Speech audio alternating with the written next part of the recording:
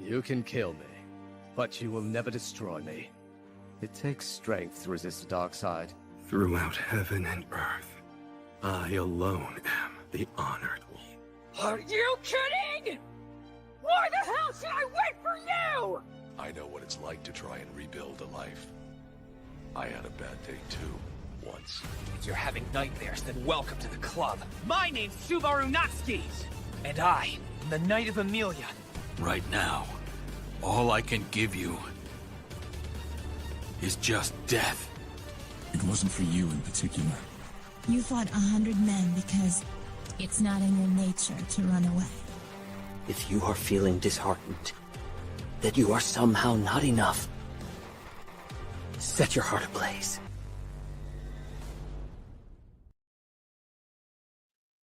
Good evening, ladies and gentlemen. I really hope that this is coming across as okay for everyone, because there are currently connection issues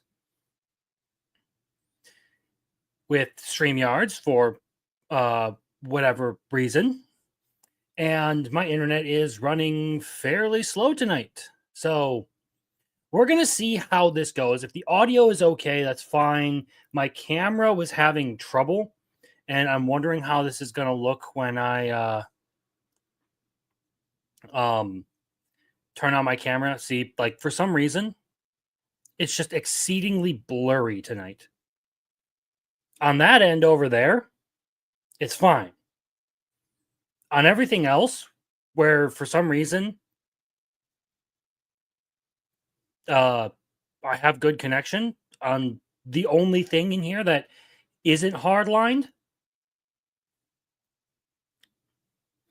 yeah, it don't make sense to me. So for the time being, I'm probably just going to continue to run with it, even though the connection is kind of crap. Unfortunately, it kind of is what it is. So here we are. All right, so I got to most things this week. The one that I didn't see a new episode for was Gachi Yakuta. Everything else, though, I did get to pretty much.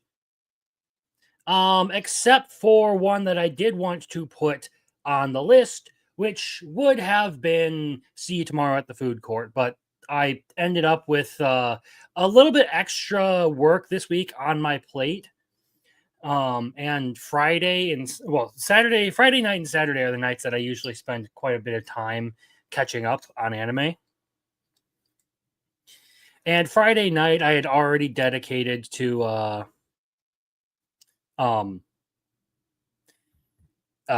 helping my cousin set doors in his house so that he can move in. So I didn't have as much time to catch up on it to get to See You Tomorrow at the Food Court. And answer Marcel's question really quick. Was there a new episode? It did not seem like there was a new episode this week. For whatever reason, it just doesn't seem like they released an episode. So that's that. Reading notes. The only thing I will say is what I have read is I started reading the manga for My Senpai is Annoying, and I like it, but they are like 4-page chapters, so they're like really short bits of information, and they're generally like scattered about, so like they're not always like in chronological order for whatever reason. And then the other one that I read this week was Reborn as a Space Mercenary. They released a new version of a new volume of the manga this week, and in it we are introduced to what happens after the Order of the Mothership, and we're introduced to some new dwarven engineers that are probably going to be a part of the crew. But I don't really have anything particularly noteworthy as far as like my reading notes go, so that's about all I have to say. However, we have quite a bit to say on this front, because there is a lot that has happened. So I'm finally able to talk about Dandadan because we got an episode to where I have watched beyond the movie. So I actually get to talk about that this week also. Hello, Biggles. I don't know why you just come in here saying my name like that gets you off, but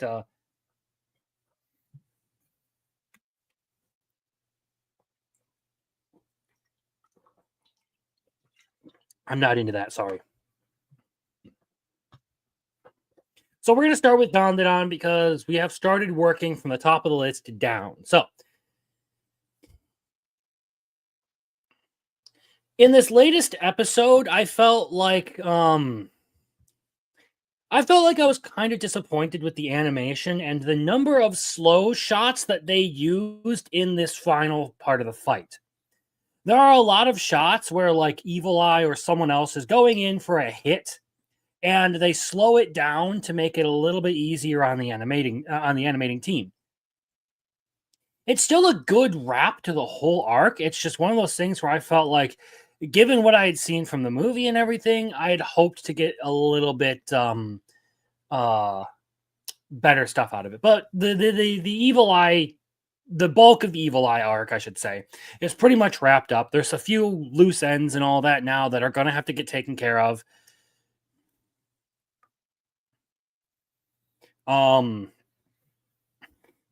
I really did enjoy it. The Shrimp Man's little kid operating the spaceship, singing the goofy ass song the whole fucking time was hilarious to me. Like, I'm not gonna lie, I really enjoyed that part, even though the song was pretty cringe. It was hilarious just having this little kid singing this stupid ass song the whole time. He's like trying to play firefighter against a volcano and a UFO. Of course, we do have sorry. Of course, we do have the reunion between, Momo and Okarun after everything that has happened. And there's a little bit of an emotional reunion there. But my biggest note insofar as this fourth episode goes is they used a lot of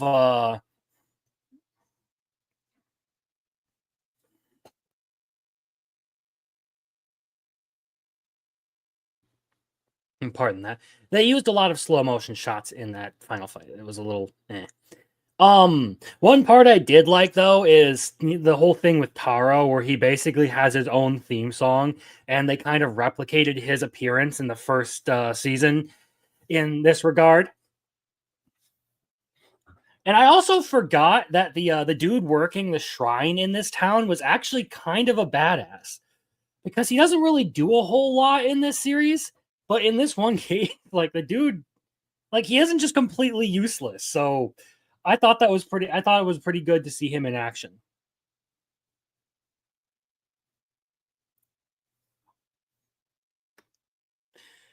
It's not that she can't leave town, it's that in order to do so, if she borrows, there are certain restrictions on the gods that she can borrow power from, basically. That is how Seiko's powers work.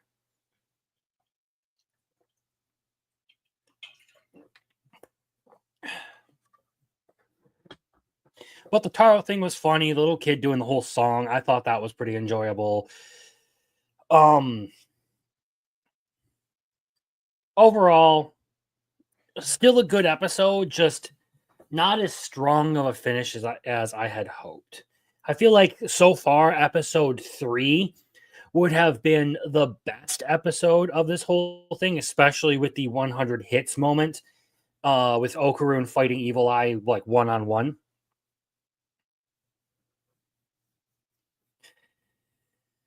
But I still like it. My Dress Up Darling would be the next thing on the list, and we are getting to the whole school festival arc. And this is one that I've been particularly looking forward to because I enjoy this one because of some of the moments we've actually already gotten in all of this.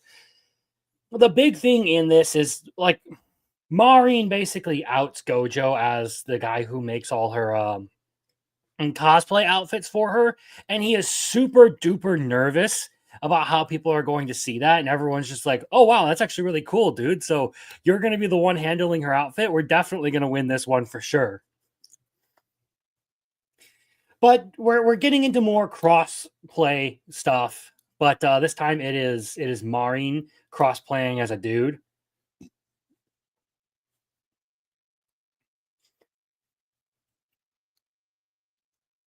And it's not really like a super like comedy heavy episode.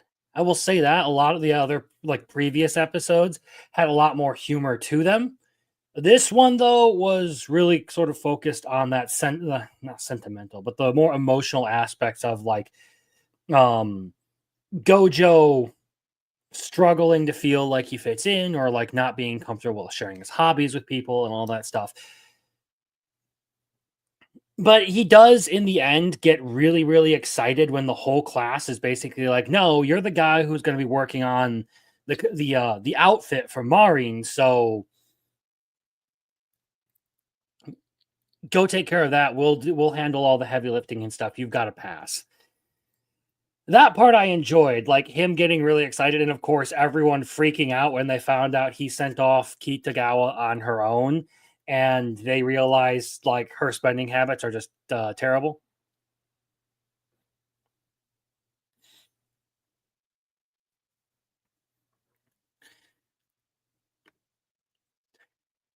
Interesting.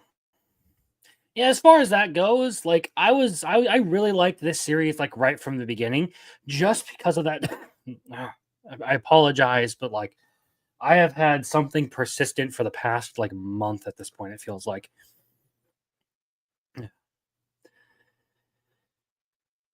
working on the outfit basically makes him feel really excited, and sorry, I lost my train of thought.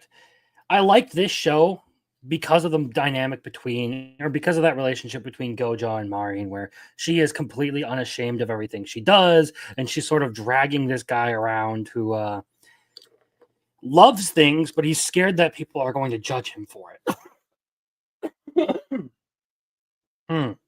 Maybe I should start taking some fucking cough medicine, okay? I've always really liked this show. It didn't get to a certain point where like I was in love with it at that point.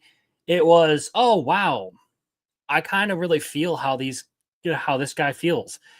Um and like I really like these characters and the story it's telling, the way it's animated, its sense of humor. It's a good show. So while this isn't again why can I not move this? Okay, there we go. So while this is not the strongest episode it had. Why is this? Okay, it keeps freezing on me for some reason.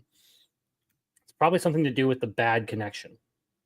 Anyway, so while this isn't the strongest episode that this season has had, it's still a really good show. And I don't think you can really argue that this deserves to be moved up or down because it still has a solid performance. It just doesn't deal with the same kind of like comedy or humor that the past few episodes have. Which brings us along to Clevitas, the number 3 for the season. So, in this one, I actually really like the way they animated this one. We got some good shots for this. So, I think I feel safe in saying that we'll probably see a decent bit of good animation in this show, given that this is episode 3 or 4, where we are having we're still having combat animated really well.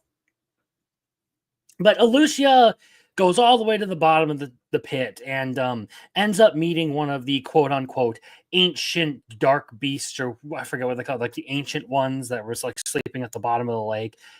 And has that whole dialogue about like how like they're incredibly dangerous and they just like sleep for long periods of time. And then wake up, cause a bunch of chaos, and then go back to sleep. But in all of that, she does get her hands on the sword finally. So there's that. Then, of course, we have the whole thing with Nell, with the magic and all of that, with our bandit leader trying to steal Luna from Clevitas, which does not go well for him. And then Nell gets revived, and thankfully, they actually went out of their way to repair her face and everything. So not only does she talk normal, she looks better as well.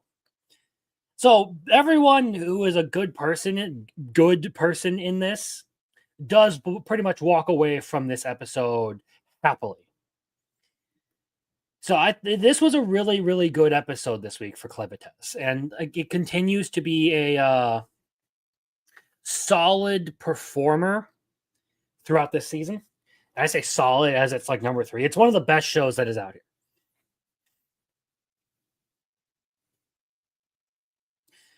So to anyone who hasn't watched it, which I think is like nobody who is in this audience, it's a good time to try and, get caught up and everything. And if you are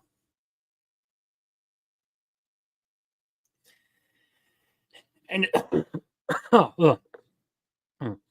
and if you're a dub kind of person, it does have a same day dub, so there is that. Okay. Now we get to talk about Sword of the Demon Hunter.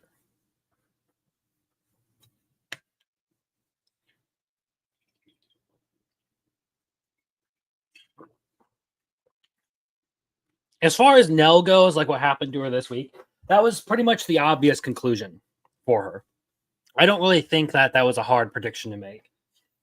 With Sword of the Demon Hunter, though, I enjoyed this latest episode. There wasn't a whole lot happening in it in terms of like action or super big moments or anything. But there was some pretty interesting events in all of this. Particularly, we are now talking about we're at the point in Japan's history where there is a conflict between isolationists and the people who want to start trading with the West and open up their borders to the West or to the outside world in general.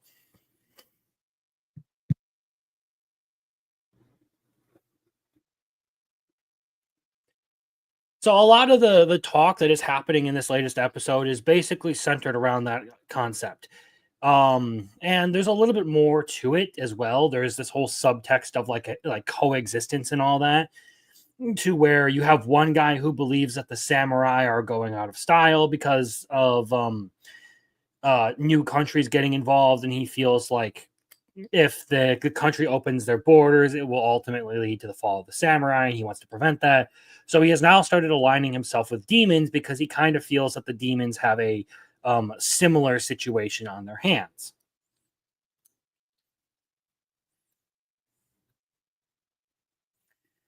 So it sets up a new conflict pretty well with this latest thing, especially with the whole cursed sword stuff. It was interesting to see that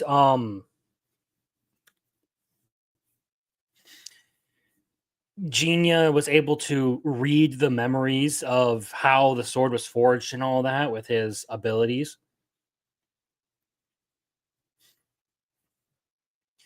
Again, this show is it's a really good one. It is one that I have continued to like just because the way it is written. Animation, maybe not the strongest thing in the entire world, but overall, in terms of storytelling, it is a very good one in any season. All right. I had to catch up on 2 episodes of The Fragrant Flower Blooms with Dignity this week, because apparently I missed one somewhere in there.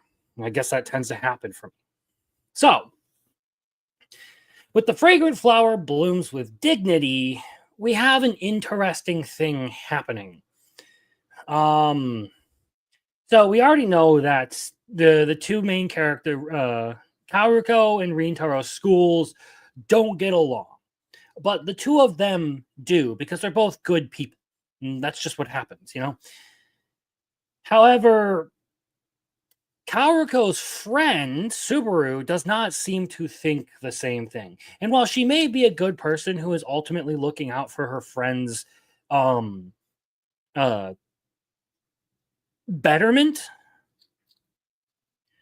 I don't think she necessarily thinks clearly enough about it to really evaluate the situation. She's terribly like after these last 2 episodes, I can't really say I hate her or anything. I just disagree with her choice because she's out here basically saying Rintaro is going to be a problem for her just because of the school that he goes to. And sure, that may be a thing.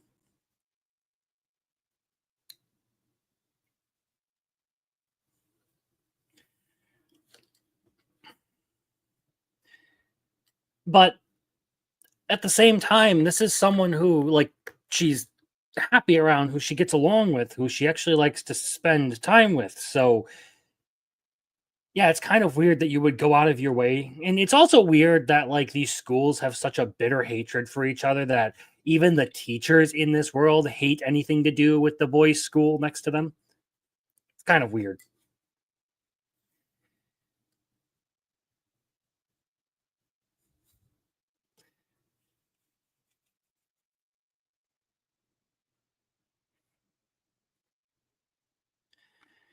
I honestly doubt it will get too terribly deep because at the same time, like her friend Subaru is struggling with this whole situation, particularly because she's actually seen that Rintaro is a good person. Like he's actually a really kind person, and there's also some moments in this where I actually really liked because people were like other people other than Kaoruko were acknowledging that Rintaro is a good person. And the fact that he was willing to, call out his friend's bad behavior, and then his friends were mostly willing to apologize for the way they acted and all of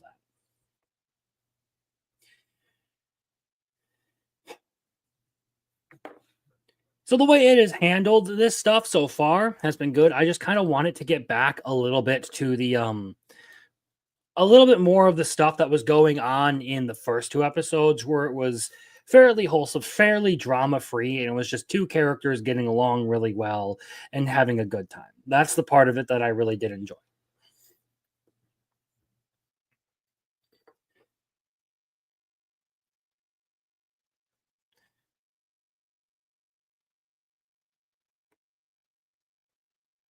But it's not too far fetched. Had a similar situation in high school with the nearby school. I don't think it's too far fetched. It just seems a little bit ridiculous from my standpoint that there would be that much of it.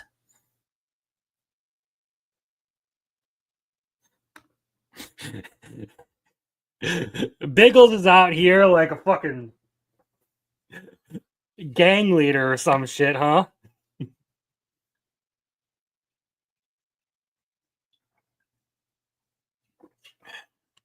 See, I never had that problem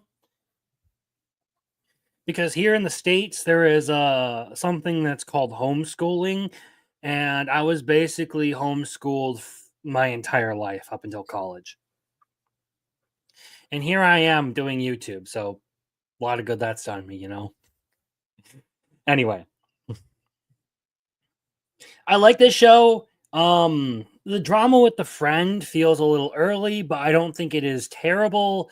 It was something that was bound to happen eventually. It's just kind of weird that they're doing it this early on in the show. You mean it explains why I'm not gay?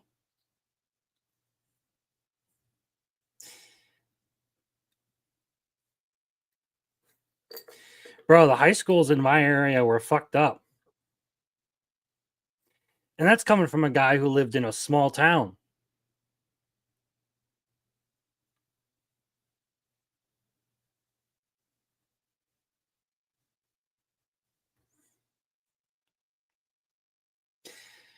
Anyway, I really enjoy this show. I think it is very well done. One of the better romance anime that I have seen across all of the romance anime that I have watched. So, moving on. Unfortunately, Gachi Akuta, not an episode this week for whatever reason. So,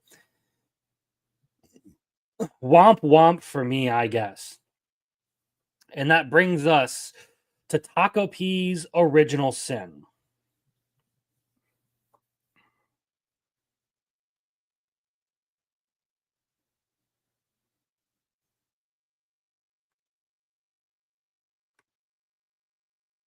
I bet you're into that, aren't you, Biggles? I bet you love that kind of stuff. So, Taco P's Original Sin. I actually thought this week's episode was very, very, very good.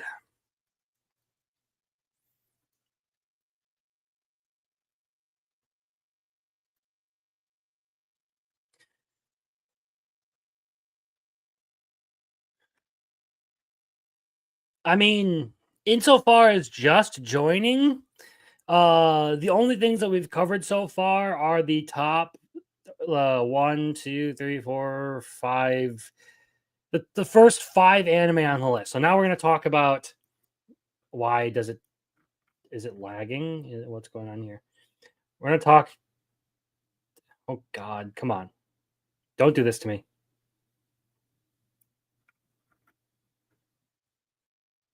There we go. We're going to talk about Taco P's Original Sin. I'm having connection issues tonight, so fuck me. I really liked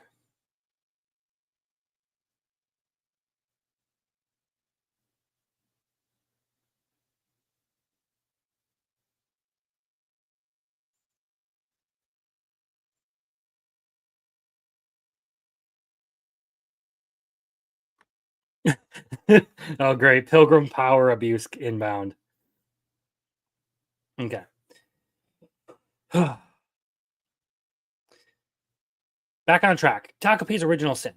I really liked the twist that came with this latest episode. There was some like this whole time, like there has been like this discussion around what Taco P's Original Sin actually was. A lot of people assumed that it was when he killed the freaking child in episode 3. And that actually is not the case. In a lot of these things, this episode just proves that almost nobody in this show is actually a good person. And I kind of like, I don't know if I want to say Ozma is a bad person, the kid with the glasses, but I don't particularly like his desperate fixation on this one girl who acted like she needed him. Like there's something broken about that dude, and he is effectively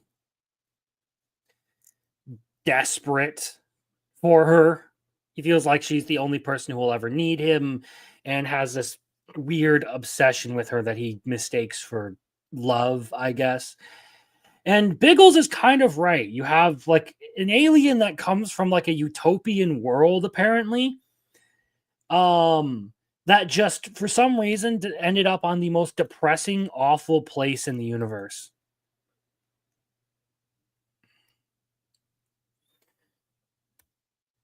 I don't think that's the correct conclusion. But the biggest thing in all of this is when it comes to Taco P's Original Sin, there has been quite a bit of debate around, like, you know, the morals and ethics of killing the child.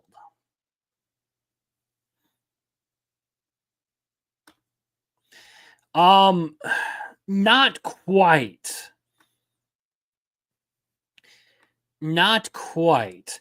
Anyway, so a lot of people have like heavily debated whether like it is justified to say that this like 7 or 8-year-old girl deserved to be murdered in episode 3. And I'll be entirely honest, I don't think that's the case. But what the one thing that this show does kind of almost implicitly say is that just because you are a victim does not automatically make you a good person and does not automatically justify everything you do. That is ultimately the big takeaway from this show that I am getting. I mean, because even like even for how much this show started out with like how abused and poorly treated Shizuka is, she's not even a good person in this. Sorry, itchy nose today for whatever reason. Like, Shizuka is like completely fine with killing people, completely fine with cutting them open to see if they ate her dog, even though they never did a damn thing to her. And she's completely fine with having someone take up her place as the culprit for crimes that she was involved in. In all of this, it's like almost no one is good in this show. And right now, even the idea of the two brothers being good people, the older brother is definitely a good person because he's the only one who seems to care about anything that's going on here. The younger brother has his own issues, and that's, spawned out of his mother's abuse, pretty much. But yeah, the twist in this latest episode and everything that we learn about the backdrop for everything that has happened, I thought was really, really, really well done. So I'm looking forward to the conclusion because I have no idea where this is going to go.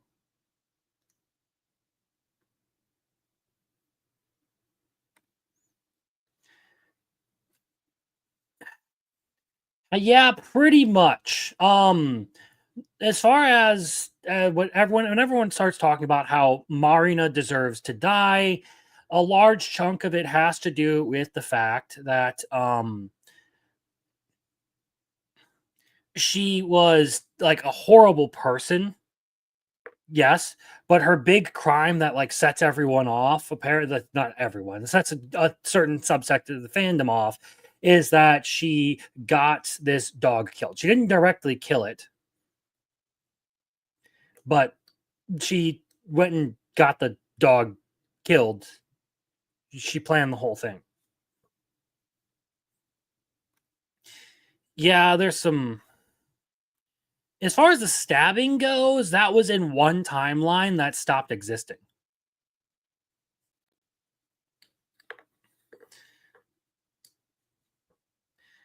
Either way, Marina's still not a good person, neither is Shizuka. And both of them have all of their problems stemming from the fact that someone else was a fucking asshole to them.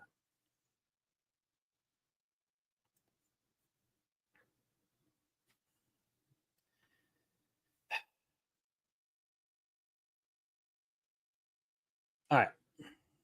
Let's move on to something happy because Takapi's original sin is just depressing as fuck. For the most part. Witch Watch. So in this latest episode of Witch Watch, we have Miharu trying to fit in. Kanishi decides that he's going to steal the vampire's parasol. And of course, we have Nemu and Keigo getting along, which was an interesting thing to see that, like, there's this whole thing with like her, with like her deal with Wolf and all of that. But there's also the fact that like she seems to actually enjoy being around Keigo when he is not trying to pretend to be cool.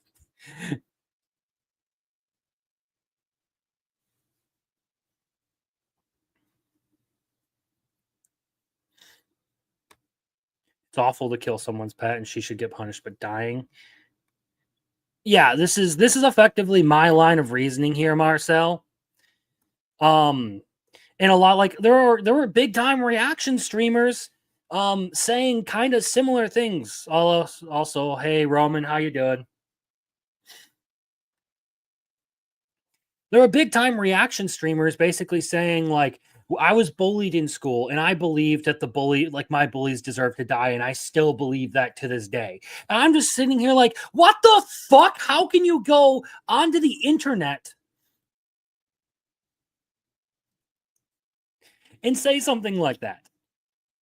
And then they will later say that they were completely justified in telling someone who would come into their chat and give them spoilers for series to go kill themselves.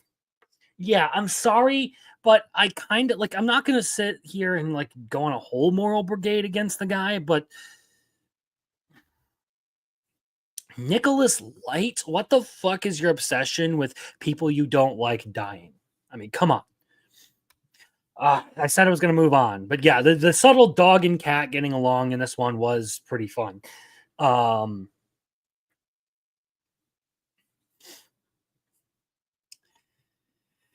whole stolen parasol thing was kind of funny because Miharu doesn't like at all think that Kaneshi is telling the truth, and then it turns out he's telling the truth. And Nameless, it's an interesting icon. I'm new here. Is this talking anime or ranking them all together? So basically what I'm doing is I have a list of everything that I've been watching come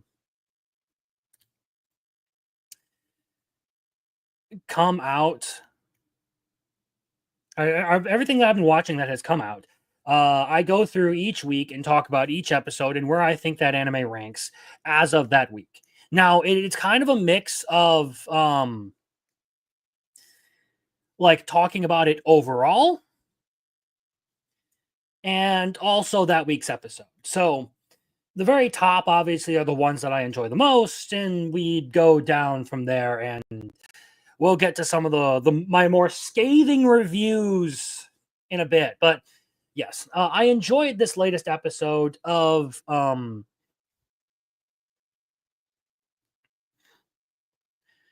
no, I do think dogs are better than people. Because the world is too cruel for dogs to be as nice as they are.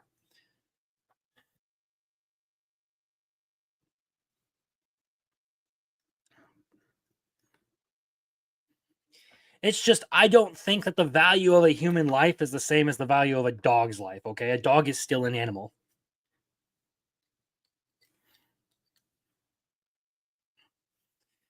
Anyway, I enjoyed this latest episode of Witch Watch. I've entirely enjoyed this show, except for maybe one or two episodes where I thought it struggled a bit or just wasn't as good. I think they did fit Miharu into this series pretty well. I like the stuff that's going on with a lot of the other characters, especially with Keigo actually having someone who like kind of like is into him when he stops pretending to be cool and hip and all that. So it's a good show.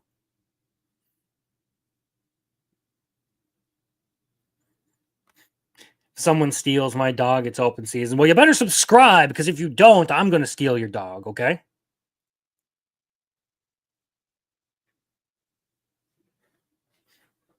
Hey, hit the like button as well. Just hit. All right, so the summer Hikaru died. The gayest anime of the season. The Nemu episodes are always great, yes. Okay, so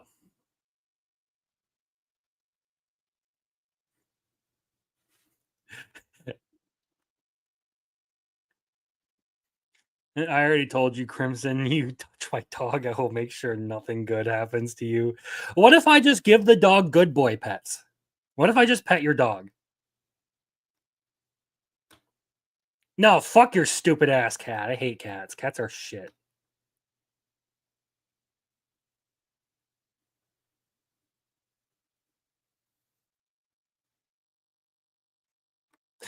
Imagine if I was a mod and wasn't subscribed.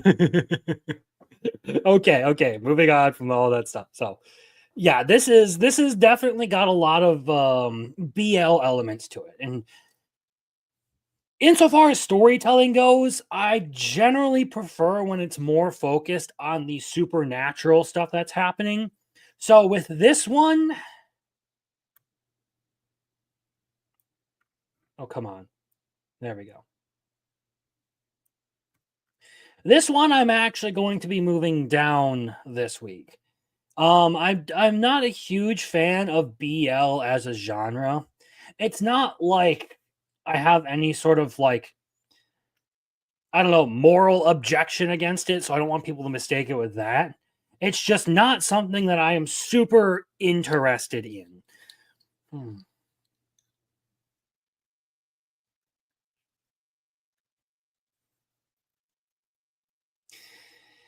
When it focuses a lot on the like I said, the supernatural stuff, like they did the stuff with the barriers at the shrine. They started talking about this outsider who is carrying around the hamster in the cage and all of that. That kind of stuff is cool to me. The first two episodes of this show were definitely some of the best by far because it had a really interesting supernatural thing going on to it. These last couple of episodes have been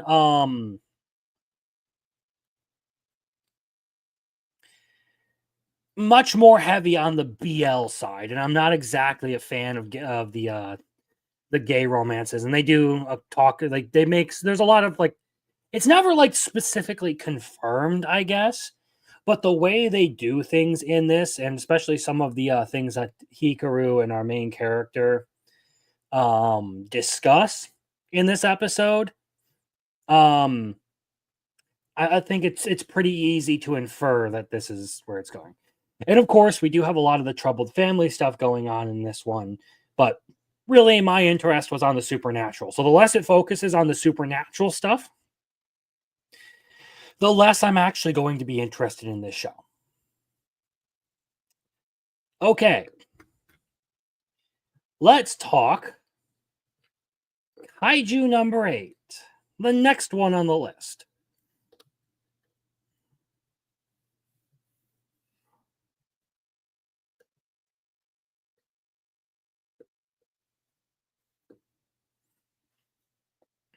So this is the Cucked Kafka episode. And this is generally one of like the big things that I find kind of, why do you do this? My internet is shit tonight.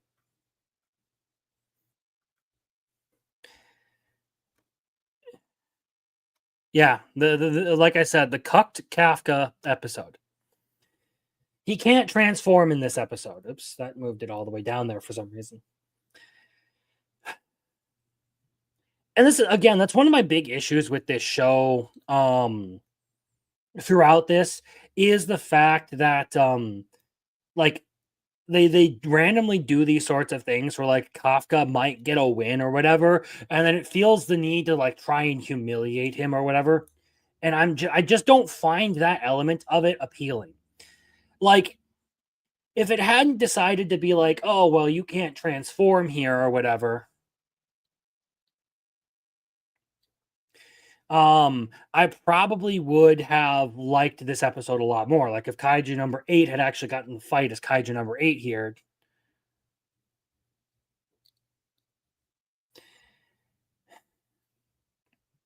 It would have been cool. The action is good. I like a lot of the stuff that they had Narumi and Kikaru doing in this episode. It's just the thing is though, it isn't just this one moment. It's like every time Kafka tries to like do something or is like about to do something cool or whatever, the series then goes out and humiliates him. And I'm not like a huge fan of that. Like the only time where he ever like got a solid fucking win was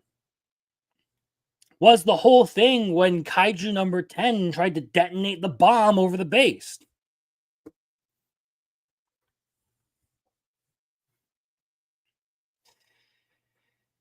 And this is the second week in a row, though. I will be complimenting the sound design in this one because of all the anime like that like come about. This one probably has sounded the best. I like the background music, the way everything just generally sounds. There's something about it that I genuinely do enjoy. And I am familiar, like I said, with the manga enough to know this. I don't think that this one is going to be moving up yet, but I do think that with the upcoming episodes, we'll get some pretty cool stuff, and this will probably move up closer to or move up into the must-watch category.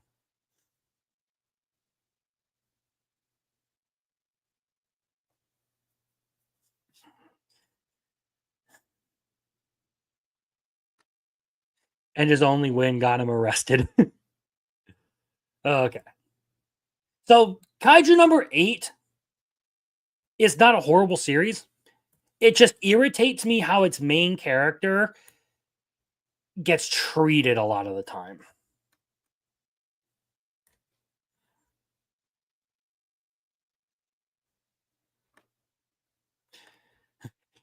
Biggles is a religious fanatic when it comes to Kaiju number 8. We all know this, so... Okay, so... The next one on the list is, of course, Lord of the Mysteries. And this may very well be one of my most controversial takes of the night. I do not enjoy Lord of the Mysteries that much. There are parts of it that are genuinely really good. And I will not deny that the animation is spectacular. Okay, it is very well animated, so I respect the team for that. But I feel like there are so many missing pieces in all of this that I just don't enjoy watching the show because I'm constantly left with this feeling that, like, what did I just go through here? I enjoyed this whole thing about this immortal dude. Like, I thought it had a really good story to it and all that, but this almost feels like it's like a one-off sort of thing. Like, nothing is really kind of like connected very well. And that's lack of continuity, the feeling that like nothing ever really connects properly with the next sequence of events, is one of the things that just genuinely makes me not very impressed with this show. I'm not terribly invested in the characters. There are like 2 characters now who I think are like interesting and cool.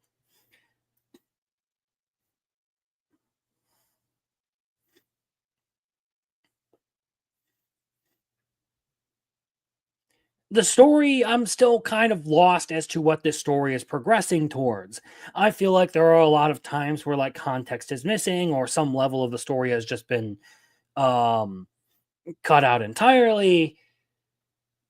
But I digress. I feel like this is a show that is something that was very, very, very well written as a novel, but has been adapted into something that it isn't in the anime. And I don't generally feel like I'm alone in this opinion. I see a lot of people talk about this. So while this was a good episode as a standalone,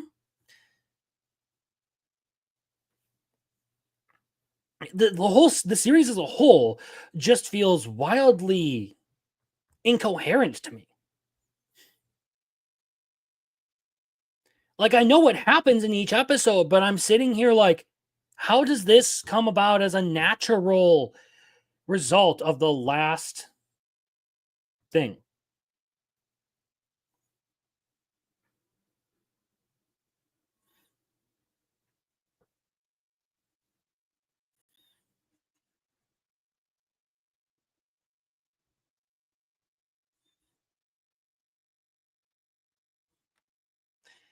Yeah, I'm sorry, Biggles, but the hero not getting the girl at the end is a fucking L for any series.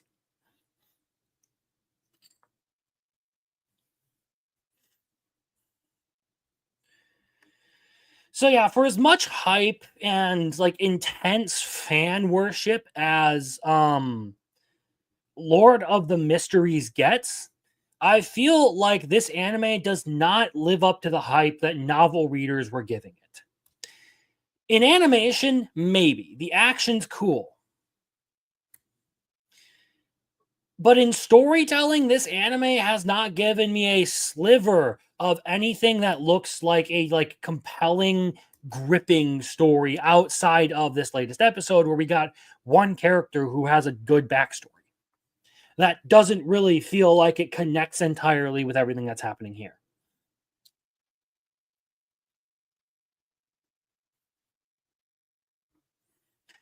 I'm happy enough to continue watching it for now. For those very same reasons. I think it has a fantastic setting, and I think it probably was something really fantastic in the novels, given that everything that I do like about this is done very well. There's a lot of things in here that are up my alley. It's just that one big thing, the coherence of the whole show, is not there, and that kind of ruins a lot of the experience for me.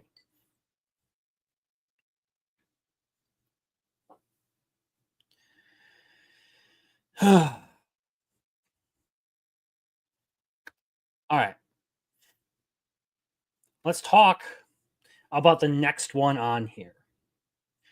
To Be Hero X. Okay, so To Be Hero X, it's going to maintain its position here and very good. Things are starting to come around, and I really actually have enjoyed a lot of what's been going on here with Ghostblade and Nuono. So Nuono has figured out who her father is after all this time. And there's been this whole thing of resolving the stalker incident, and like everyone's like trying to figure out why Ghostblade is stalking this chick, and of course the old man in the group is like being weird about it.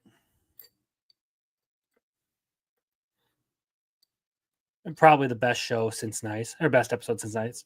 These last two episodes have actually remarkably improved in the term of storytelling. But I'm still sticking around with it because it is finally starting to, like I said, come around and actually go full circle with its storytelling. It looks like things are finally going to start like wrapping up on a lot of these arcs, because we do get the whole thing with the vacation with Queen and Lucky Cyan.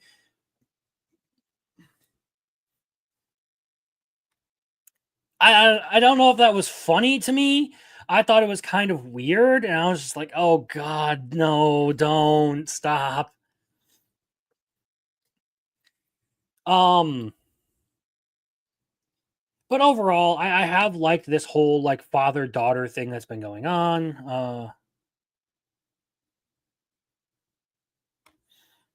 Real quick before I head out, are you a Punisher fan, Crimson? Can't remember who I was talking about him with. As far as Punisher goes, I do kind of want to get into the Punisher comics because I like the idea of the character. I just don't know if there are any good like trade paperbacks to pick up when it comes to the Punisher. That would be do I have that clip in here? I should have that clip in here. Yeah, I do. Incest is wincest, I guess.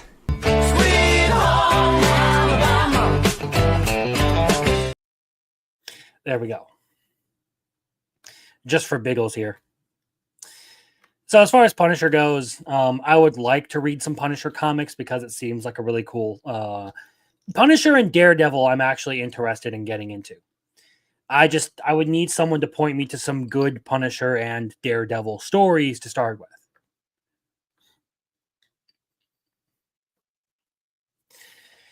Anyway, so the big takeaway for me in this episode, in spite of like all like the good like family storytelling stuff that's been happening with it in these last two episodes, little Johnny is fucking annoying. And honestly, I am entirely on Ghostblade's side as far as like everything that he did to that kid in this episode. Because fuck him. He is so obnoxious. Holy shit. It takes a lot to get me, of all people, to say that someone is obnoxious, okay? I have a very, very high tolerance for like annoying people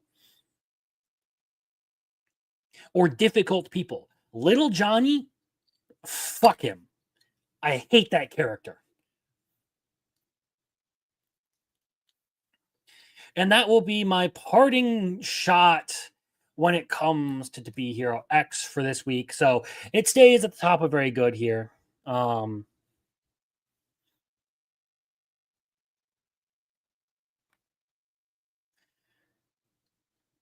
Okay, maybe I will message Purist about that kind of stuff. I'll see if I can get a hold of him through the dojo.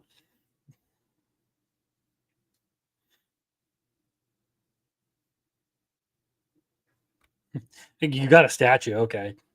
Also, later Pilgrim, thanks for showing up. I appreciate it.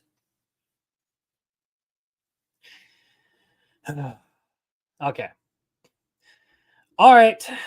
It's time to talk about the thickest of waifus, the hardest working genes, and the sexiest miner you can ever find. Okay, it is time to talk about Ruri Rocks.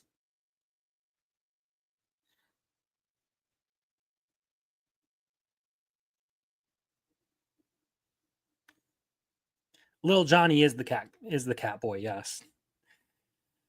Okay, so in this latest episode, we learned that Nagi is an amazing person and an amazing friend, but she is terrible at keeping herself clean.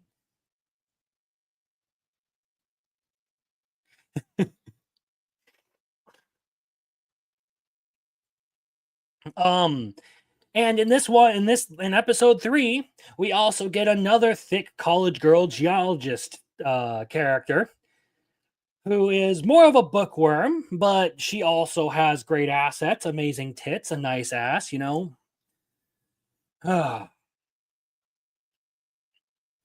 So it's yeah.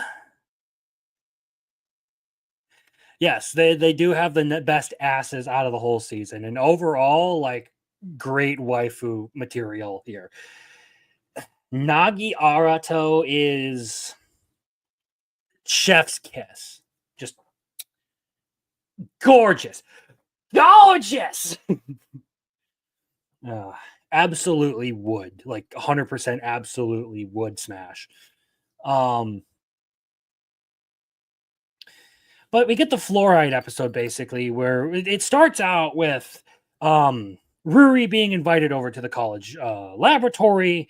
She is informed that she has actually had her name put in one of their papers that they have published.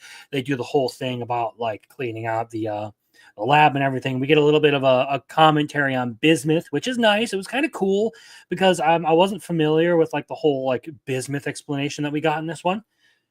So that was a new piece of information for me that I did like. Also, we had the fluorescent stuff, so that was interesting to see all the information on that. And of course, we have the whole fluorite thing that happens in this one. But Yoko Imari, great new character, love it. And she starts to get along with Ruri very well. It seems like she's also going to be in more field experience in these next couple of episodes. So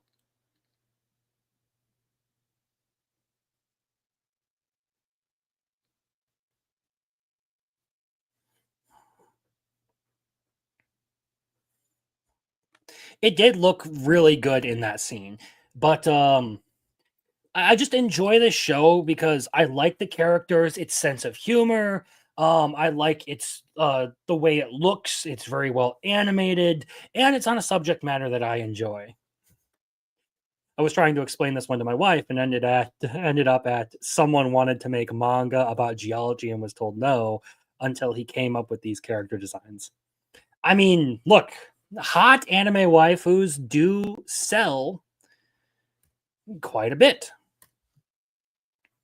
So I really do just enjoy this show. I really like the intro to it, actually. It's one of the ones that I do listen to regularly. So I'm kind of looking forward to tomorrow where I get to watch another episode of this and they go hunting, hopefully go hunting for Sapphire. That would be, kind of nice. I wonder what they're going to do with that episode. But that's really all I got to say on this one. The next one is also one that I've done a video on, and that would be dealing with the Mika Dono sisters is a breeze.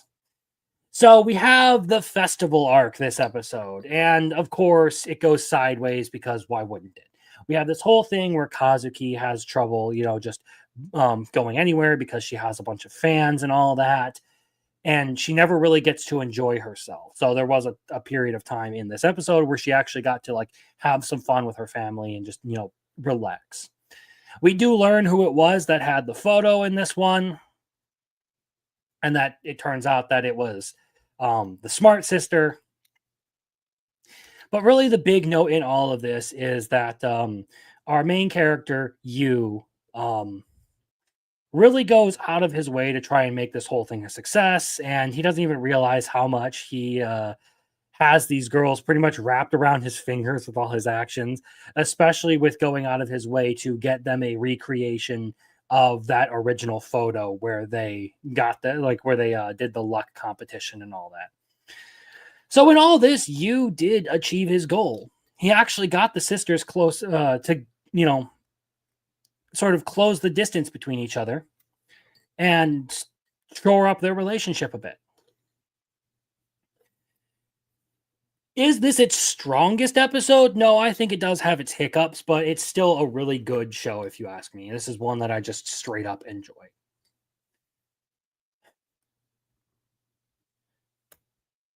I won't say too much more because I don't want to spoil too much of it for Biggles, who's going to have to watch this because that's what I chose. And then we'll be able to talk about it on Monday. Night of the Living Cats. All right, Biggles loves this anime. He absolutely loves Night of the Living Cats, and he was terribly upset that this one didn't get picked when we were talking about what we were going to be discussing on the breakdown for the next couple of Mondays, or however he wants to do this. So let's get into this. Obviously, as with all zombie movies, the supermarket does not stay safe for very long because people didn't do a thorough enough check with what was going on. We have the whole thing with the prime minister going down, and yeah, there's some interesting stuff there. But the one thing that I was super concerned about with this one was when and like how they were going to end up killing off Allergy Girl, because I guarantee you she ain't gonna make it for like the whole season, because they gotta like set up those tragic deaths and everything. So yeah, I was honestly expecting her to go out in this episode, but it seems like they're actually going to be using her for at least another episode or so. Either way, I would have no problem in this apocalypse because I do not have an issue punting a fucking cat. I make it no secret that I think cats are the spawn of Satan. They're little assholes who ruin fucking everything. And dogs are just generally superior. But I love this show just for the fact that it is it is unashamed of how completely stupid its premise is, and it just goes full parody of the zombie the zombie apocalypse genre. So I respect that, honestly. Okay. Let's move on to one that I think I have decided I am going to significantly promote. So here we go. Secrets of the Silent Witch. I am moving up to a must-watch. I love this show. I think that this show is fantastic. And this episode really did sell me on it. I kind of had a bad experience with the dub last week because the dub voice actor for Monica just is nowhere near as perfect for it as the Japanese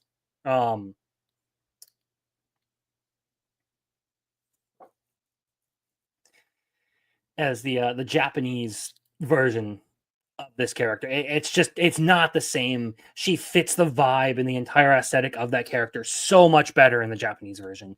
So sorry, as much as I would love to, enjoy a good English dub, I do not like the fact that Monica's voice actor sounds the way she does in the English version. But in all this, Monica solves the embezzlement problem in this episode. So I thought that was really good, the way they did all of that, and like how she is like so proficient with numbers that she basically just remembers the entire ledger. And catches the culprit in the act. Of course, we do have her whole rescuing of Cyril in this episode, which was nice, and all the things that she did for him.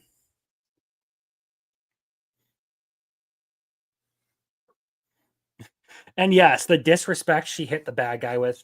The thing is, one of the things that like really sells me on an anime is you can tell when someone is putting a decent amount of thought into their show just by like certain details and everything that go into how things work, and just the level of passion that is put into producing an anime. And this one exudes that kind of passion.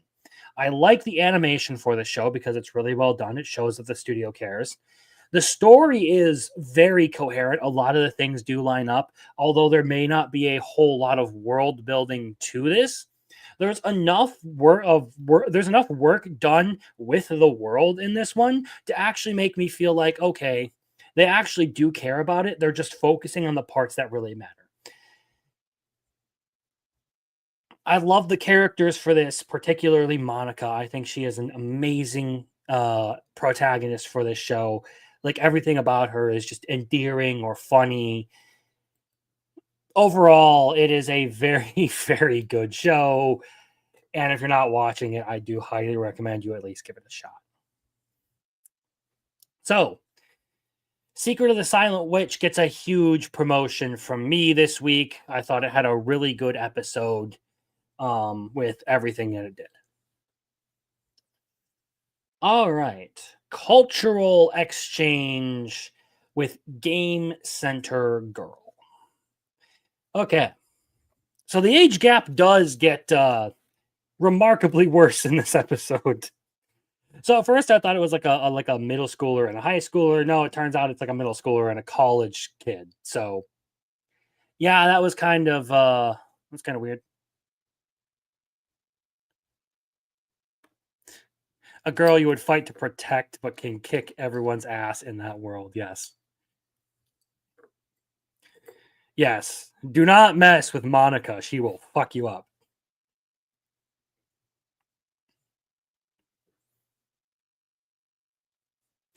Anyway, the reason I still enjoy watching this show is the fact that even in spite of like the weird age gap that is involved in this show, Renji is in no way trying to pursue this relationship. It is entirely Lily who is like doing the stereotypical like young girl thing. Like there's this older guy that she has a crush on, and she is doing everything she can to try and flirt with him. Of course, there is the whole hilarity of her like completely like whiffing that quote unquote first date because she actually drinks an energy drink before going to bed and doesn't end up sleeping. So she ends up completely tuckered out by the time they actually go around to the game center. And then I have to wonder like why this koala gets so many freaking games in this universe. He's like Donkey Kong or something. But it's an endearing show. I do like the characters in it. I think it is very entertaining, very wholesome for the most part. And like I said, I respect that they are not like making some like, or they are not like going out of their way to like have some like mutual affection between these two characters at the moment. And I'm hoping that it kind of continues like that until there's like a point at which Lily gets out of high school or something, or either just moves on. I don't know. It's kind of weird in that regard, but I'm willing to forgive it because everything else about it I do like. Yes, Renji isn't trying to hit it. Also, hello to the questioners. So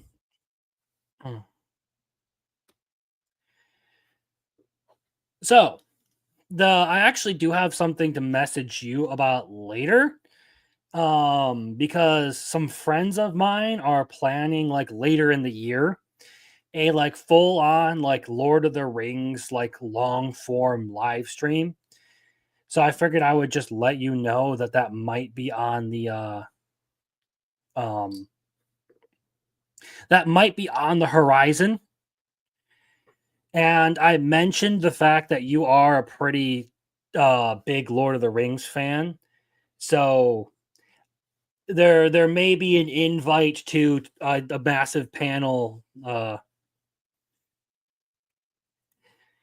that spends like an entire 12 hours talking about Lord of the Rings. So that's something that that's out there. Anyway, we're gonna move on with the anime talk now. So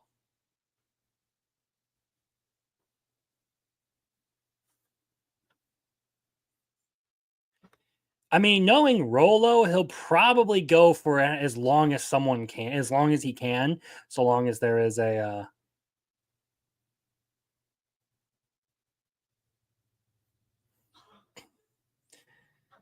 as long as there's someone to talk to. Okay. New Saga. Okay. As much as I do like New Saga, I think this is yet another one that I do want to demote to the interesting category.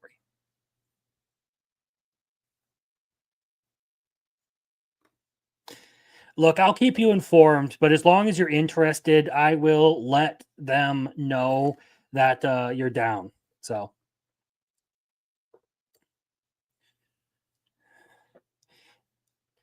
with New Saga, I do enjoy the series. It comes off as a much better version of what is that? A Returner's Magic Should Be Special. I enjoy this version of that story more. Of course, there is the question of whether the knight captain is an evil person, which our main character is calling into question. There's some sort of weird thing going on there because he fought alongside this guy. But they did manage to rescue the princess, and Kyle managed to take down a Hydra. And of course, in all of this, like the princess isn't just some like happy-go-lucky sort of like ditzy girl in all of this. So that part I actually like thought was good. I thought that was a good choice for her character. We do have the whole thing about the secret birthmark and everything that is on the elf's ass, apparently.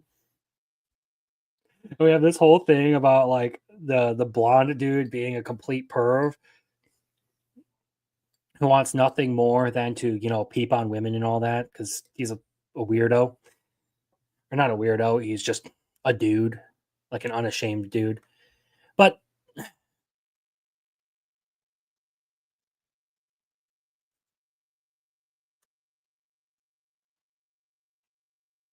as far as the show goes, like the animation and the storytelling don't like super impress me, but it's a good enough show to keep me invested in it. I want to see where the story goes because I actually care about the characters that are involved in this. Unlike with A Returner's Magic Should Be Special, I haven't tired of the main character in his quest because he's actually doing some interesting things. Like he actually has someone who knows that he is from the future. And he's able to discuss those plans and stuff with them and has them help with setting some of the stuff up.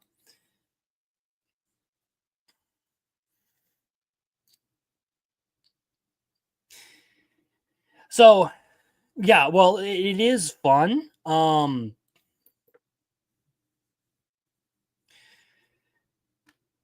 I don't quite enjoy it as much as other people. That's as simple as it gets, okay?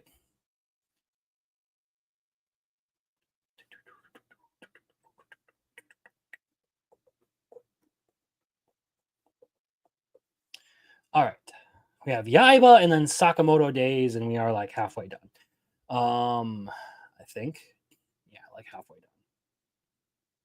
So, Yaiba. Let's talk about Yaiba.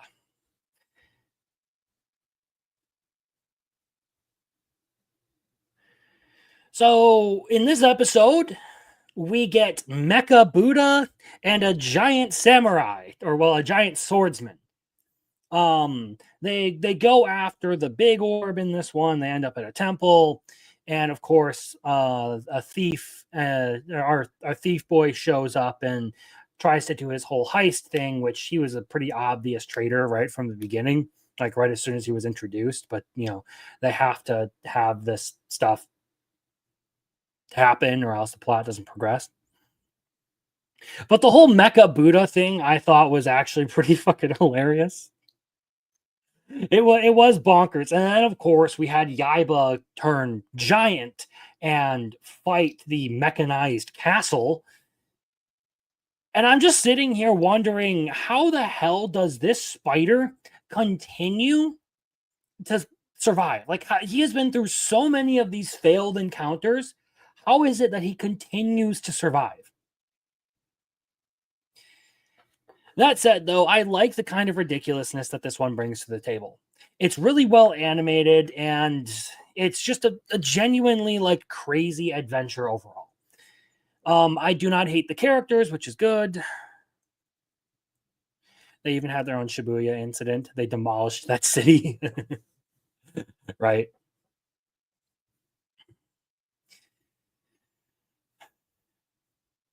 I enjoy the characters for this one. I think they carry the show well. The animation is good. The fights are always cool. The power is interesting. I always like what kind of like goofy concepts it comes up with.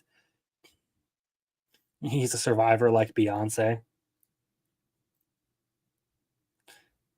I wouldn't know. I don't listen to Beyonce, Biggles.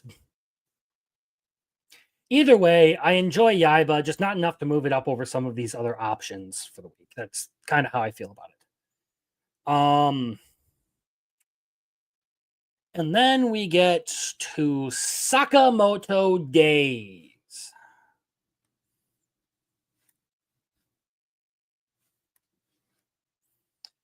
So with Sakamoto Days, I think it's an interesting show. The truth is, I've never been a huge fan of Sakamoto Days or its storytelling. It is in kind of a similar, like, ridiculous vein to Yaiba, but I enjoy Yaiba's antics a whole lot more because I feel like generally they just somehow work better. With Sakamoto Days, it is cool to have, the action and all that. There are a lot of interesting things that they do, but I am not as much of a fan of the storytelling in this one. And of course, this week we get the episode with Nagumo fighting the giant like crusher dude, the black guy. And we get Sakamoto fighting the string dude.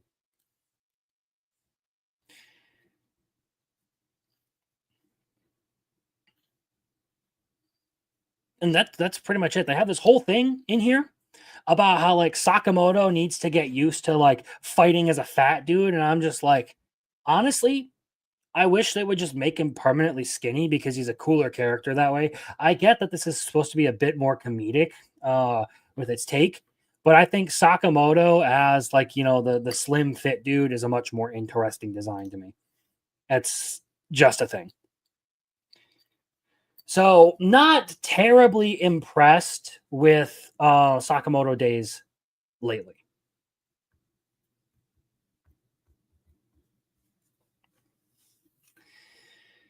Okay. Let us talk about Call of the Night, because that is the next one on the list. Call of the Night. And this is a show that I've actually consistently been getting more and more into.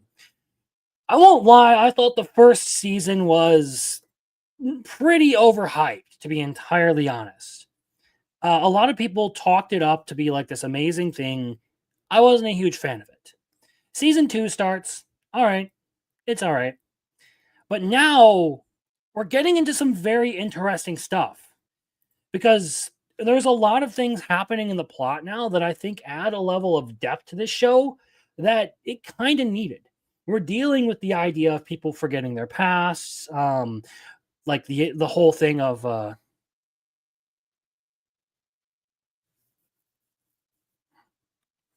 yeah, I would much prefer that too. Like, I thought that was a really cool moment in season 1 with Sakamoto shifting. It's just, if you're gonna do one or the other, like you're gonna have this whole thing about like Sakamoto like needs to like stop trying to like burn calories or whatever to get power. He just needs to accept like who he is. No, I disagree. If you're gonna make the argument that he needs to adapt, I would say that he needs to adapt his diet. That said, that is sort of going back to something. So Call of the Night, I like what they've been doing with the past couple of episodes, particularly with like this, like everything that's been going on, I think is much better than the stuff that I had actually watched previously. So Call of the Night, I'm actually moving up to very good. I like this whole thing where they're trying to, rediscover Nazuna's past. I like a lot of the stuff that we've had with like the detective and everyone doing their thing. There's some weird stuff going on in spite of its like seemingly conflicting conflicting pieces of information. I still enjoyed it. So the question is like, is someone just lying about Nazuna's connection to the hospital, or does Nazuna have some sort of like a twin sister or something in here, or like a duplicate of some kind? Like, what's going on with her in here?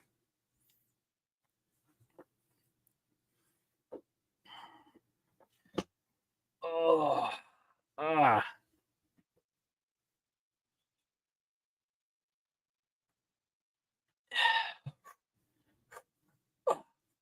Okay, sorry. I've been sitting in this chair almost all day, and I need a good stretch after this show. Okay, so Call of the Night, I actually have really started to enjoy. I've actually been listening to the intro for this season quite a bit.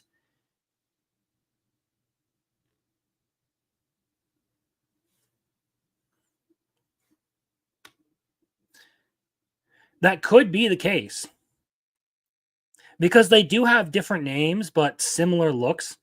The only issue is like, why does Nazuna like seem to just randomly act like why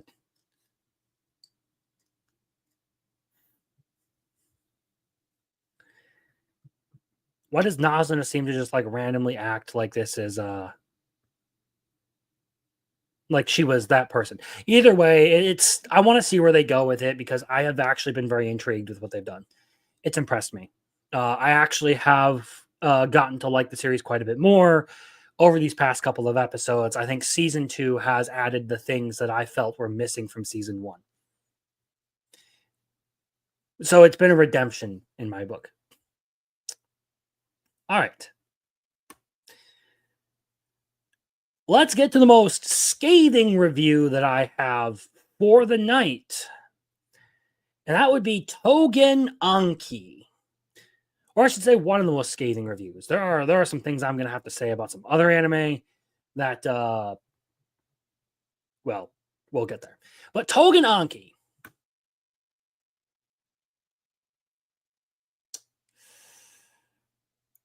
I actually want to put here. Togen Anki is a cringe version of Naruto.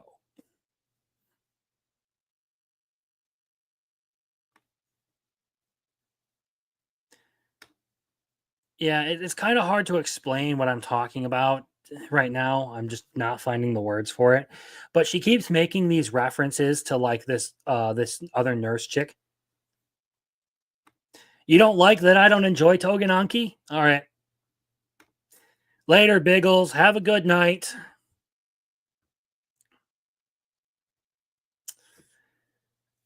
But yes, so I'm not very happy with how Togen Anki has played out these past couple of episodes. I find the like the knockoff Sasuke Naruto thing that is happening between Sawblade Boy and Shiki to be very annoying, and I do not like the characters whatsoever. Because while Naruto was a bit annoying himself, and Sasuke was always the edgy one, These guys feel like more generic versions of those characters. And Shiki loses some of the endearing things that I actually enjoyed about Naruto. And the other guy is, I don't know, just kind of a shit Sasuke. Either way, I'm not feeling like I'm super into this one outside of the power system. Oh, and to make it worse, we also have the useless pink-haired girl who like almost never does anything in this episode. And I actually did like her character. Up until like, you know, other than the fact that like actually that I liked her character a little bit more later on, but early on she was just kind of like, oh, token female character, cool. I thought the first episode of this opened up on a really good note, and then it basically transitioned into like shitty Naruto.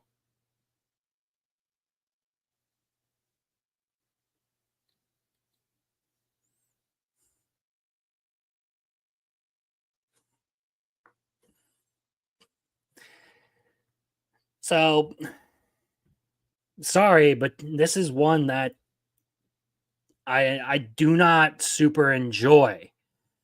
I do like City the animation, but this is again one that is just kind of like something that is like a sort of like guilty pleasure of mine. This one always makes me feel like I belong in a mental institution when I watch it because it literally is just the kind of like brain rot stupidity of Nichijou put into this thing. But we basically have the girls going to look for treasure and the other characters talking about their plan for world peace and all of that. So I guess that's a thing.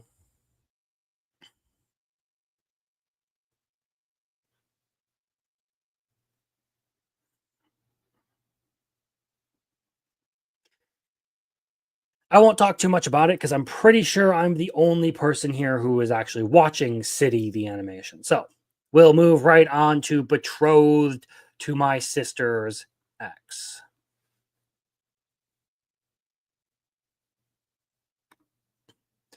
It's similar, I agree, and the MC is too aggressive. Other than that, I think it's all right. I think it would be all right if it basically didn't remind me so much of um did I say City? I think Togen Anki would be all right for me.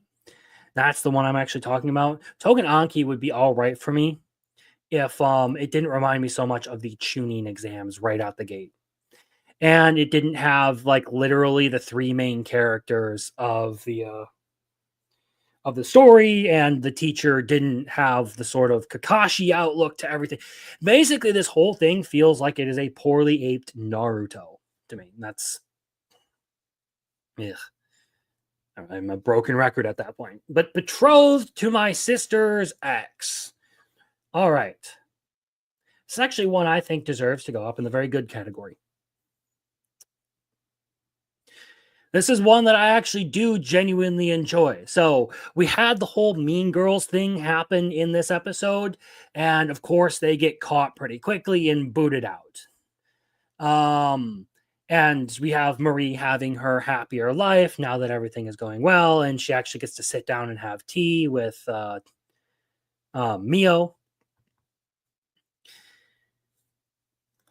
Of course, the Duke here, Heroes.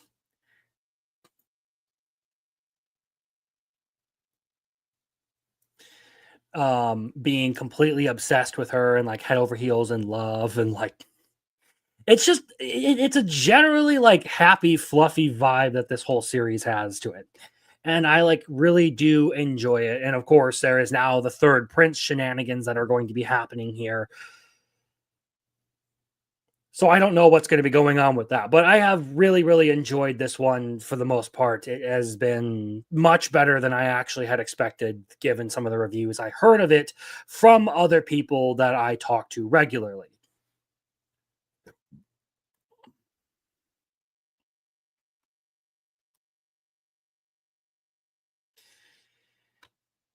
Ugly Mug Epic Fighter. So Ugly Mug Epic Fighter would be one that I would have moved up if it hadn't already been jumbled by a lot of the other entries on this list. I am kind of disappointed in how Shigeru is the one who ended up having to beat everyone in this confrontation. But we do know that at least a lot of the other characters have some sort of capability, so they won't be completely useless in this whole thing. I like that we're actually able to tell like what some of these other characters have been. Like I said on the breakdown, I think Blondie was the talented girl who got too much attention. Obviously, dark hair girl was wheelchair bound, didn't have full use of her limbs and everything, so she didn't actually get to live her life the way she wanted to.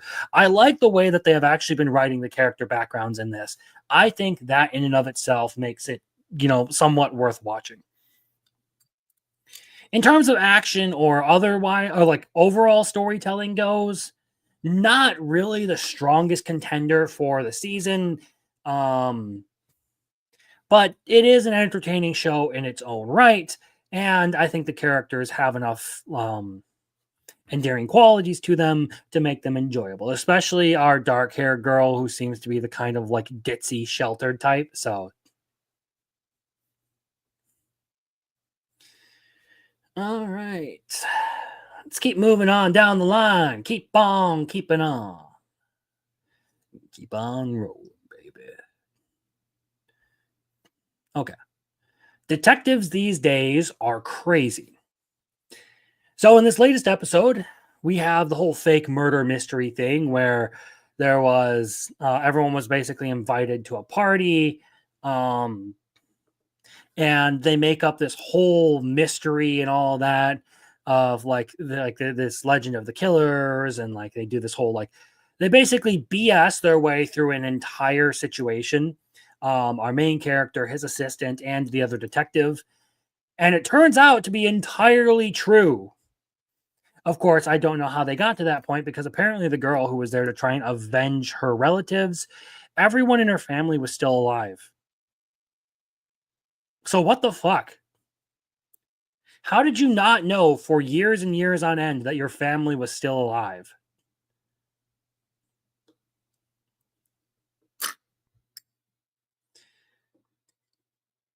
Of course, in this, we do end up getting a bit of like the commentary on the generational gap, which was kind of funny because we have this whole thing where we find out that the blonde assistant girl is actually quite a bit older than the two young people, because they're doing this whole like Pokemon Go joke in here, and she and the our main character have no idea what a Pikachu is.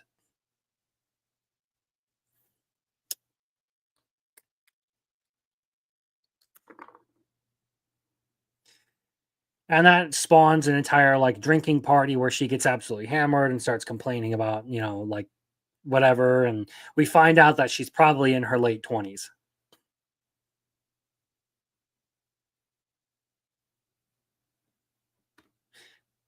There was an episode of Detective Conan that had the same story. It was hilarious to see her. It is genuinely like a funny show. I kind of laughed out loud when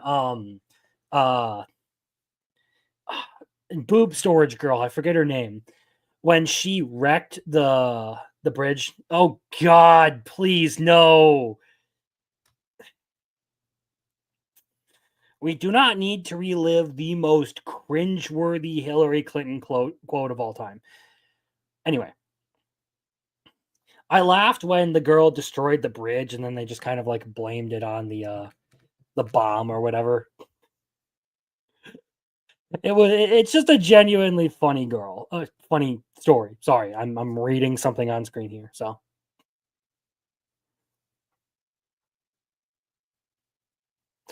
Mashiro, yes, Mashiro. All right, moving on along to the stunned hero and the assassin princess. So, our crew gets a promotional exam this week. And the girls end up actually getting along because of it.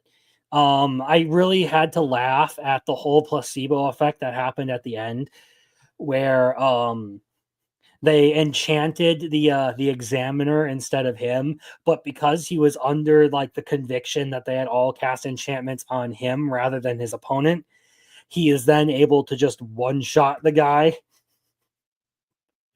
But of course, we do have the whole drinking thing that happens after that, where they all start to like really get along and like be friendly and all that. And it was a good episode this week. I enjoyed it. Not as much as Biggles, but it was a good episode. I'm too bad he's not here to talk about his favorite Dami Mommy waifu with the absolutely massive milkers. But this is one that I think is just like, it's entertaining for what it is, but I don't think that it is particularly special. So,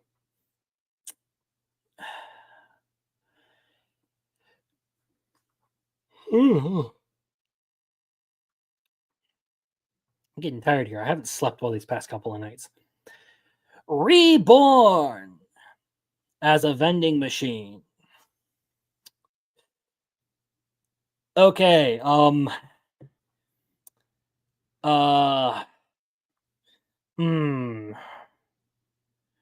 So in this one, we have the whole swimming pool thing. So we have that episode this week. I guess that was all right. And then we get a reunion with the Menagerie of Fools, and of course, Shui eating an ungodly amount of food because she's hungry. But really, like that all pales in comparison to the insanity that is our crazy foot fetish priest that shows up in this episode. The dude who had himself incarcerated because he has an obsession with people's footwear.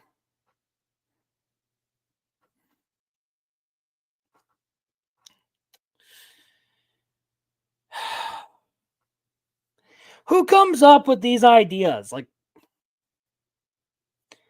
this episode was out there. It was out there. Like, what the hell did I watch? And that is something that has only been achieved by Nukitashi. Yes, vending machine.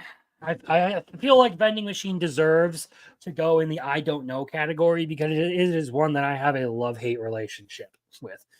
It's like, I don't think this show is good, but I can't stop watching it kind of thing. It confuses me.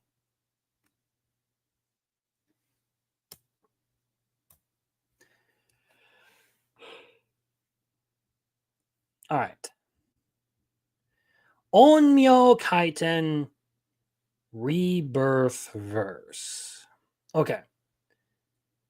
So this one is basically just a Shonen ReZero. And I'm not like super enjoying it.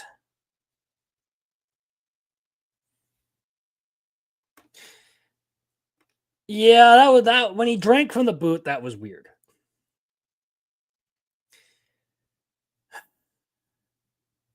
I'm not super enjoying this one, but I don't think I enjoy it less than anything else that is going on in this category down here. But as far as Onmyo Kaiten goes, it basically just comes off to me as like a shonen battler version of ReZero. And I have kind of leaned on dropping it, but I think at least the main character being genuine in everything he does makes that part of it appealing to me. Like, he isn't a complete dickhead. He is a very sincere person. He may seem like an idiot, but at least he is aware enough to go about like doing the right thing and coming off as a good person. So I like it. I'm at least glad that they didn't have the time reversal thing be a one-off. But this whole like centennial pandemonium thing feels like it is way too soon in the series to be happening. This feels like something that would be like an end game sort of event. So I don't know what they're even thinking of. They're literally fighting the Oni gods in battle. So like, what the heck are we even doing at this point?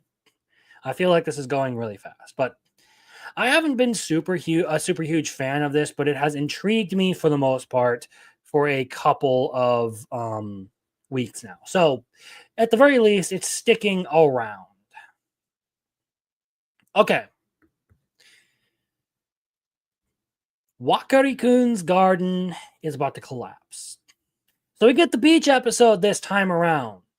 And fortunately, our boy is able to clear up this whole misunderstanding that spawned when he was kissing the other chick. So he's able to explain to the girl he's crushing on that, like, no, we're not actually a thing. You don't need to worry. I don't really have any feelings for her like that. So, yeah. But then, of course, we do get a little bit of backstory on the purple-haired chick who, this, I don't know, this got some like weird NTR vibes from me earlier. Like, they kind of like end the episode with this whole thing about like her senpai or whatever, and like she has this like weird smile when she meets him again. I don't know. It was just, I don't know. It seemed like she still has like a crush on this guy, but like, I don't know, had a traumatic experience because of him or whatever. I don't know. Like I said, it gives me some really like NTR vibes, but at least insofar as our two, the crazy blonde girl and the purple haired chick who was crushing on the main character goes, some nice swimsuit shots from them. So I appreciate that at the very least.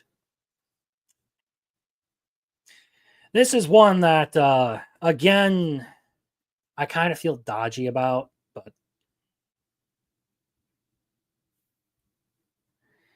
you know, I hadn't thought about that. The only thing, insofar as that goes, it's weird. Like, it's really weird because when she first meets him, she has like, she's blushing or whatever, like she's really excited to see him. And then she has some sort of like traumatic flashback that seems like he is like manipulating her or whatever. So I have no idea what the hell is going on with that girl at this point.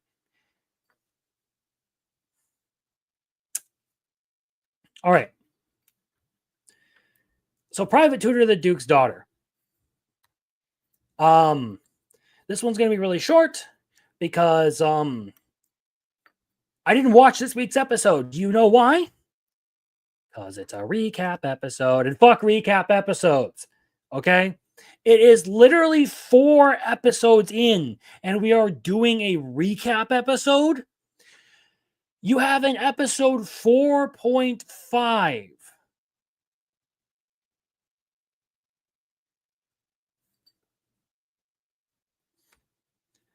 I guess I'll have to go back and check then. Because if... Huh.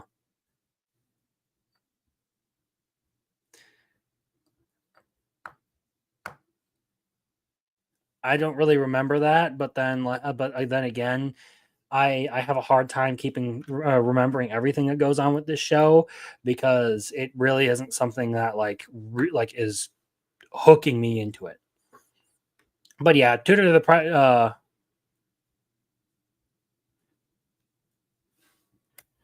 Tutor to the Duke's Daughter. Fuck you.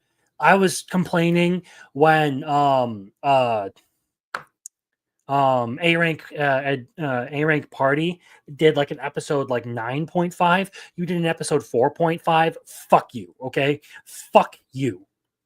That pisses me off. All right. The Water Magician.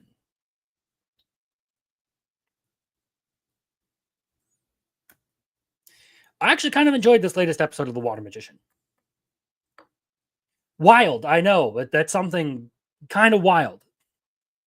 But insofar as this one goes, we have Rio actually going on his first adventure and all that, so he's out of class. They kind of largely skipped that. I'm kind of glad. But the big thing that got me to really, start liking this one was the whole eclipse thing that happened this episode with like the Akuma girl and like that whole fight. Like it at least shows that some people on this team actually know how to animate some stuff. Like, they actually know a few things about animation, and if the studio could, like, continue training its staff, they actually could turn out some pretty good animation. And like, their intro is actually really well done, so I'm impressed with that. But the show so far has not given me anything that's like really been visually appealing. It's just the lore around this whole eclipse thing and everything that happened with that, I thought was really freaking cool. There was some cool stuff that happened with that. And that's pretty much why I'm promoting this.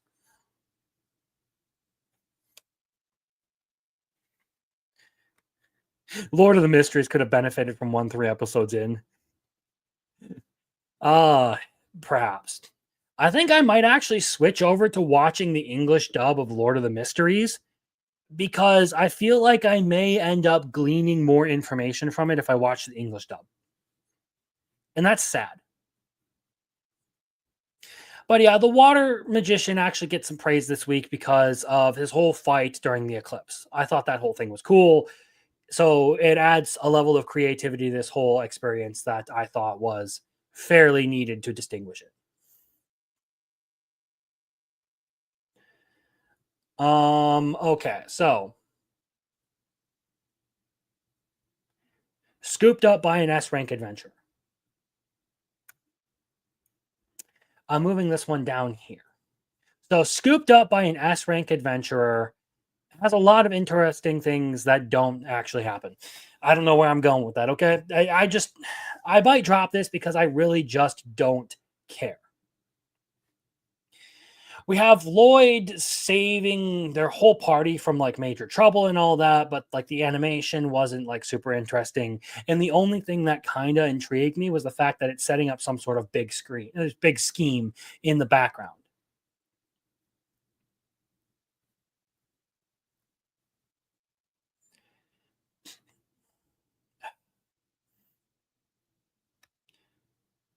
Otherwise, like, this is a show that I genuinely may just end up like not finishing because it's the same formula I've seen 100 million times, and I'm not really interested in watching it again.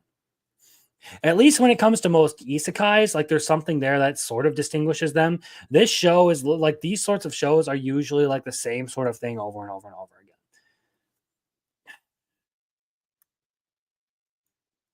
And Shirley.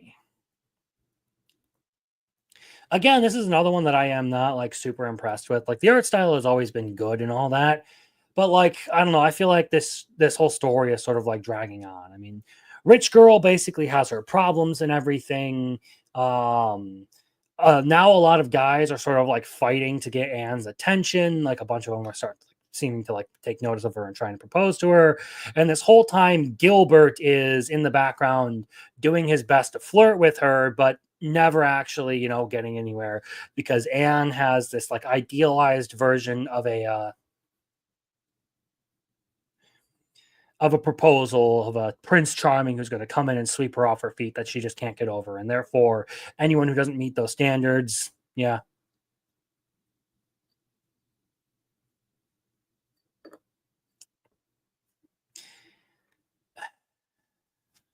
I don't know. I might drop this one too. A lot of these ones at the end here, I do heavily consider dropping. Especially like April showers bring May flowers. Here's another one. It feels like a worse version of honey lemon soda in some senses. In this one though, like, the pretty girl is still kind of a bitch internally, and I don't care for her interactions in the story whatsoever. And of course, we have our main guy realizing that he absolutely knows nothing about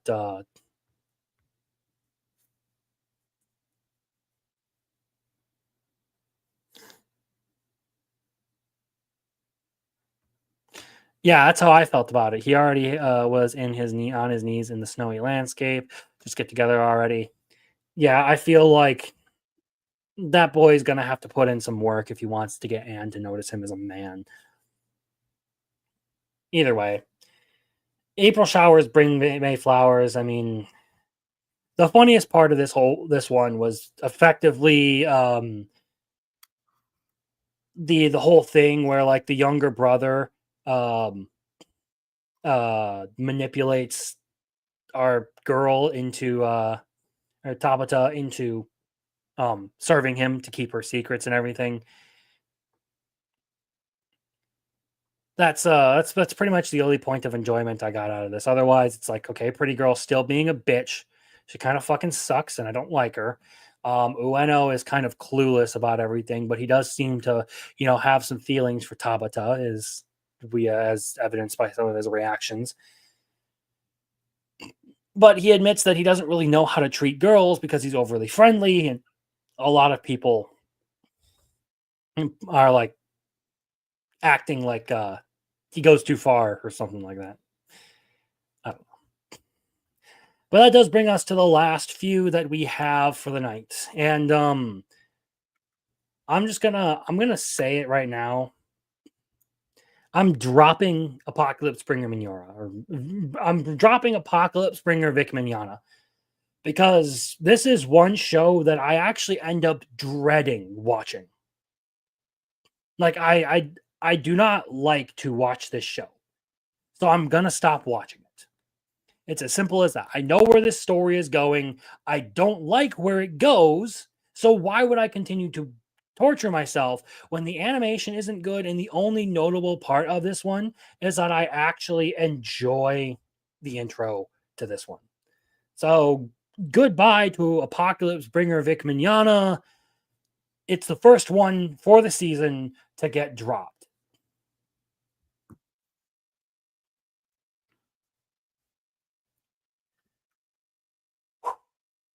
Okay. And that, of course, brings us to the most unhinged, to the After Dark segment of the night, to where we talk about Nukitashi, which isn't going anywhere. It's still remaining in the I don't know category. So this is basically where we are at for the end of the night, but I'll wrap it up with this. Nukitashi is just so incredibly weird, dude. I mean, in this episode, we actually do get some like proper tits in this one. So like there's a shot of a girl in the bathroom, and they definitely didn't censor that, so I respect it. But one of the most hilarious things about this is just how well this anime is animated. For whatever reason, some people decided to go really, really hard with this one. Pun intended. But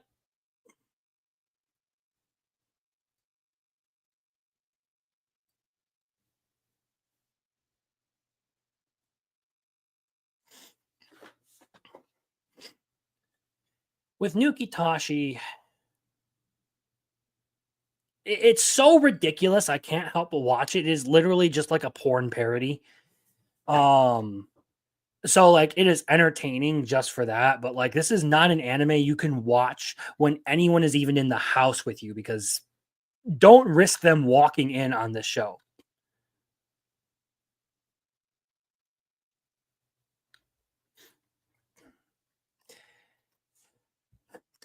In this though, I think it's kind of fucking hilarious. That like this whole time, like this brother and sister are traumatized. One, because the brother has a massive cock. That is legitimately his reason. He is traumatized because people made fun of his absolutely massive meat shaft for whatever. What the fuck is this show, man? So he is traumatized by the fact that people made fun of him. And of course, the sister is a lesbian, which I think we kind of all inferred. But she got bullied because she likes girls, and now she's traumatized about that. So that explains why our two characters are not doing their thing the way they are. So all that said, it's weird, and I can't help but watch it because it is one of those shows where like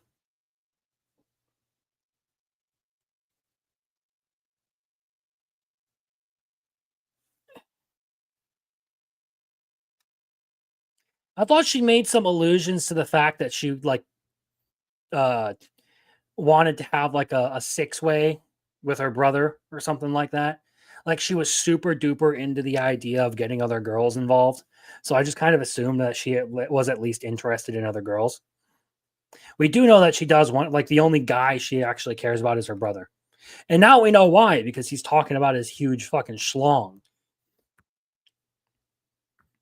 Anyway, Nukitashi is one that, like, in general, I just can't look away from because it's so utterly out there that I don't know how to feel about it. Like, I have to watch this effectively. Like, it has to be something that I check out.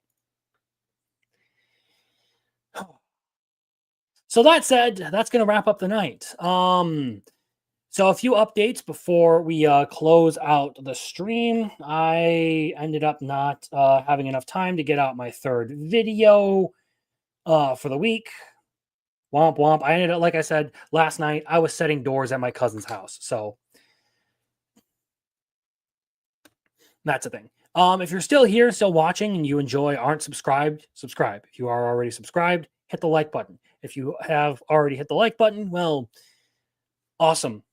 I respect it. Thank you. I appreciate it. And to anyone who was in the chat and like joined in on all these discussions, I do genuinely appreciate it. But the last thing, I should say this before getting completely derailed. Sorry, my mind's in a million places. The last thing I should say is obviously Monday, I will put out a video. There's also the Biggles breakdown that we will be doing. Wednesday is not Crimson News Network. It is Fictionology, and the show we will be covering is Space Battleship Yamato, or Star Blazers 22 or 2199 and Star Blazers 2202. So if you are a fan of some like old school Space Odyssey anime, tune in for that. There's a lot of cool stuff to talk about with that one. Really have enjoyed Space Battleship Yamato, and I hope you guys will actually check out that stream as well. That being said, there will probably also be a video on Wednesday and an upcoming video on Friday. Thank you everyone for tuning in and watching. This show is only really worth doing because all you guys in the chat who tune in to hear me talk about anime and who join in on the conversation. I appreciate each and every one of you, and I look forward to doing this some more. So, that being said, have some Mau Mau as we play ourselves